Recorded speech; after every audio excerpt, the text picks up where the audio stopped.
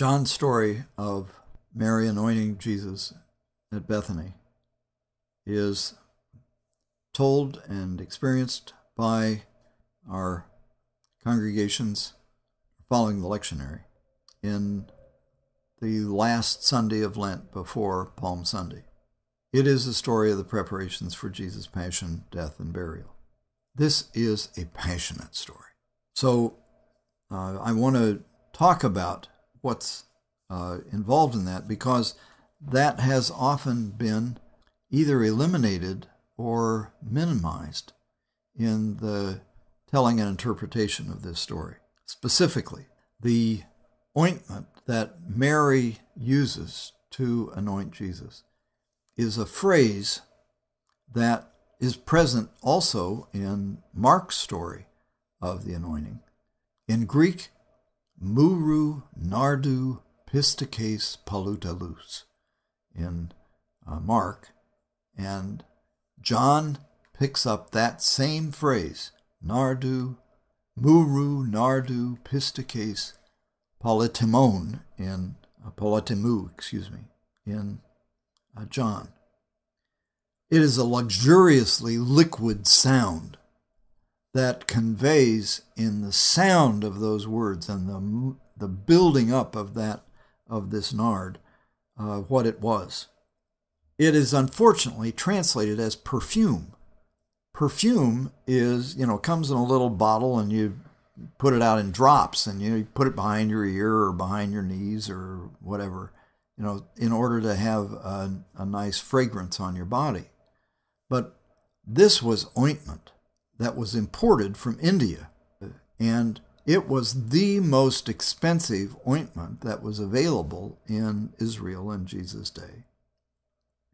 A pound of this ointment would not have been a pound of perfume, but a pound of ointment that would come in a jar, and a pound of ointment would be in a jar that's about 3 inches high and 5 to 6 inches in diameter. It would be a big jar of ointment.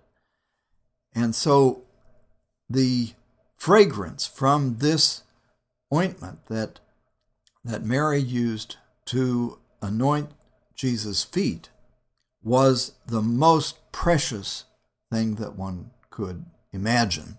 Furthermore, there's discussion about this in the commentaries about that Mary wouldn't put perfume on his feet and then wipe it off with her hair. Well, that isn't what was going on in this. She was massaging his feet with this ointment, and then, as an act of passionate love, letting her hair down and rubbing the ointment into his feet with her hair. Now, in the ancient world, the only time that a woman would take her hair down was when she was making love to her lover.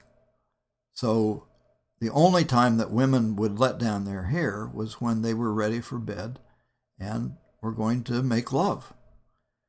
And so for Mary to do this is an expression of intense love, and it is highly sensual.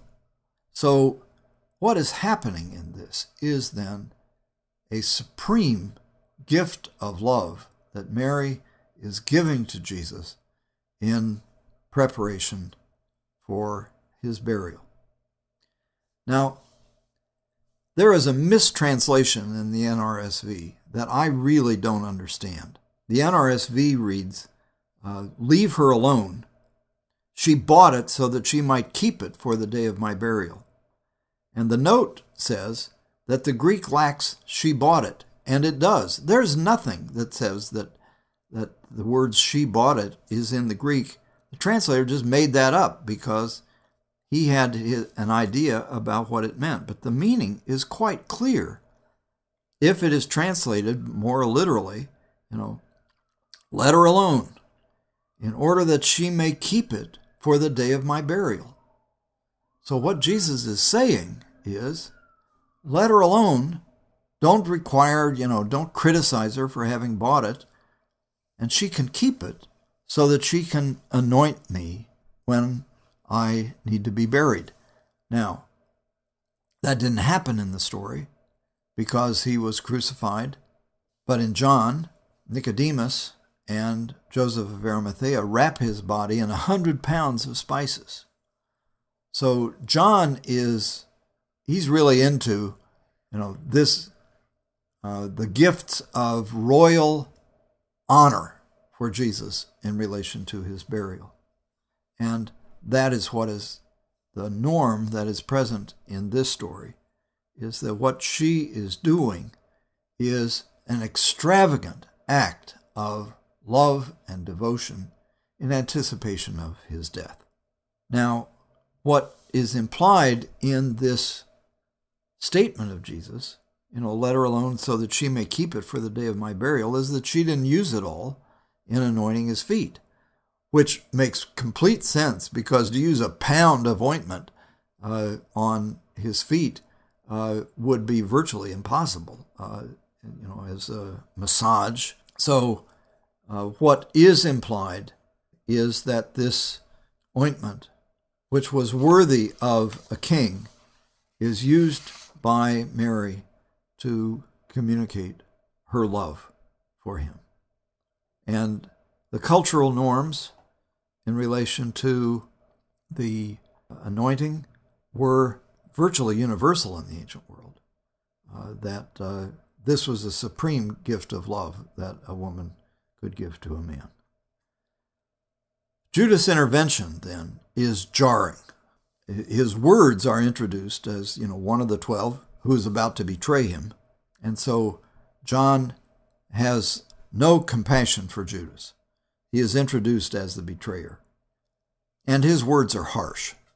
Why wasn't this ointment sold for 300 denarii, and the money given to the poor? And then John explains, that he didn't care about the poor. He kept the common purse because he was a thief. And he would keep the common purse, and he would even steal from the funds that Jesus and his group had, which he managed. So maximum alienation from Judas is the goal of this part of the story.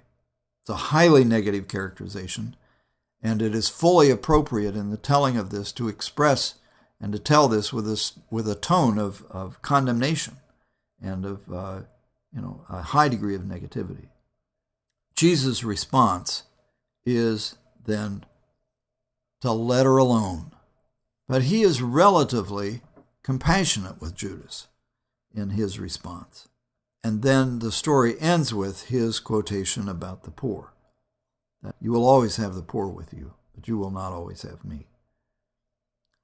The tradition of value in relation to this in Jewish culture was that acts of mercy, especially prior to death, are of supreme value. Even acts of justice in defense of the poor are second in value to actions that are done in mercy prior to death. So this is an extremely poignant story that begins with the description of the dinner that Lazarus and Mary and Martha gave for Jesus, clearly in gratitude for his raising Lazarus and giving him new life.